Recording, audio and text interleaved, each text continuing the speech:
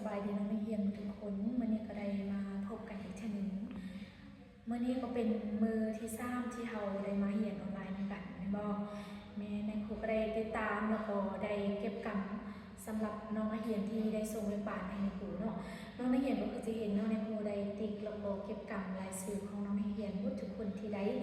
เฮ็ดเวียกบ้านแล้วก็ส่งให้ในครูวันนี้ในครูก็อยากส่งเสริมน้องนักเรียนก็เก่งหลายเนาะอยู่ทางบ้านแต่ว่าอาจจะไม่ได้เรียนตัวต่อตัวแต่ว่าได้เรียนออนไลน์น้องนักเรียนก็ตั้งใจเรียนบานแล้วก็อันนี้ในครูก็รู้สึกภูมิใจเนาะเพราะว่าน้องนักเรียนทุกคนก็เก่งแล้วก็ในครูก็รู้สึกดีใจเวลาที่สอนออนไลน์แล้วก็เวลาเบิ่งน้องนักเรียนก็ตั้งใจแล้วก็ในครูก็อยากตั้งใจแล้วก็มีกำลังใจเนาะอยากเห็นวิดีโอต่อไปเพื่อให้น้องนักเรียนได้เรียนหนังสือนำกันบอกมื้อนี้ก็แม่นวันพฤหัสวันที่21แม่นบ่ก็ได้มาพบกันอีกเทื่อนึงวันนี้ในครูจะมาสอนเกี่ยวกับวิทยาศาสตร์และสิ่งแวดล้อมแต่ว่าอยู่ในบทนี้เราอาจจะได้เรียนมาแล้วแต่ว่าน้องนักเรียนบางน้องก็ยังบ่ทันได้เข้าใจดีหรือว่ายังเล่าบ่ได้เทื่อฉะนั้นมื้อนี้ในครูจะมาทวนคืนก็คือ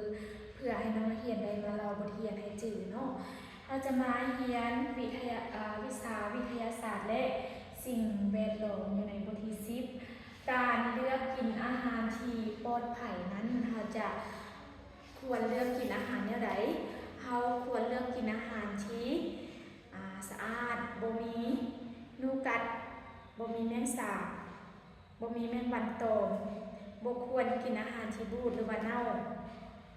กรณีเสื้ออาหารสำเร็จรูปควรสังเกตเบิ่งสลากที่เขียนไหนกล่องหรือพลาสติกบรรจุอาหารว่ามันหมดอายุแล้วบ่อันนี้แม่นสิ่งที่เราควรเลือกกินอาหารที่ปลอดภัยหรือว่าอาหารที่ปลอดภัยเราจะเลือกกินอาหารอย่างไรฉะนั้นน้องนักเรียนมื้อนี้ในครูจะพาน้องนักเรียนทวนคืนอยู่ไหนข้อที่1จะว่าเชื้อพยาธิที่เกิดในอาหารเชื้อพยาธิที่เกิดในอาหารจะมีอย่างใดแม่นบ่แต่ว่าในครูได้สร้างคำถามขึ้นมาคำถามข้อที่1ก็คือเชื้อพยาธิมีหยังเนาะมันจะอยู่ในหน้าที่41ก็คือเชื้อพยาธิแม้นสิ่งที่มีชีวิตขนาดน้อยๆซึ่งคุณเฮาบ่สามารถเบิ่งเห็นด้วยตาเปล่าได้แต่บ่สามารถเบิ่งเห็นด้วยตาเปล่าเช่นเชื้อแบคทีเรียและไวรัสต่างๆเชื้อพยาธิมีอยู่ทั่วทุกบ่อนทั้งในอากาศดินน้ำอาหารพืชและสัตว์อันนี้ในครูจะฝากเป็นเวียกบ้านให้น้องนักเรียนได้ไปเฮ็ดอยู่ทางบ้านเนาะก็คือให้น้องนักเรียนไปเล่าให้จืดเล่าให้ได้แล้วก็ถ่ายวิดีโอแล้วก็ส่งให้ในครูเบิ่งได้เนาะเพราะว่านี่ก็สำคัญเวลาที่กวดกาบ่เวลาที่สอบสิ่งแนวใดเฮาต้องได้เขียนออกมาหรือว่าแนวใดเฮาก็ต้องได้เว้าปากเปล่าอยู่แล้วฉะนั้นสิ่งที่สำคัญก็คือในครูอยากให้น้องนักเรียนรู้ว่าเชื้อพยาธิแม่นหยังและมันมีแล้วมันเป็นแนวใดเนาะอยากให้น้องนักเรียนจื้อแล้วก็อยากให้น้องนักเรียนได้ฉะนั้นเวียกบ้านในมื้อนี้ในครูจะฝากให้น้องนักเรียนไปเล่าอยู่ในข้อที่1แล้วก็คำถามของเฮาตัวนี้เลยเชื้อพยาธิแม่นหยังแล้วให้น้องนักเรียนไปเล่าอยู่หน้าที่41เนาะในครูจะฝากให้น้องนักเรียนไปเฮ็ดแล้วก็หลังจากนั้นน้องนักเรียนเฮ็ด